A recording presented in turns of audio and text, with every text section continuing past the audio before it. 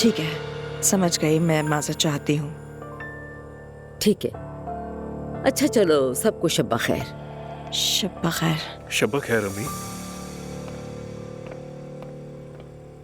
شاید انہیں زیادہ ہنسنا پسند نہیں. ارے نہیں بھائی، یعنی امی نے بہت مشکل حالات دیکھے ہیں نا، بس اور کوئی بات نہیں ہے. تم تو رہنے ہی دو بس.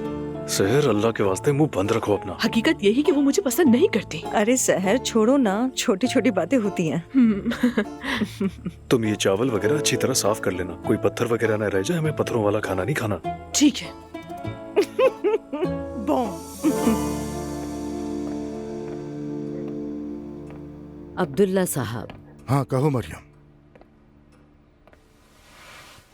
مصطفیٰ کے ساتھ اپنا تعلق ٹھیک کر لو. جبکہ وہ عمر کے ساتھ کام کر رہا ہے. وہ میرا مسئلہ نہیں ہے.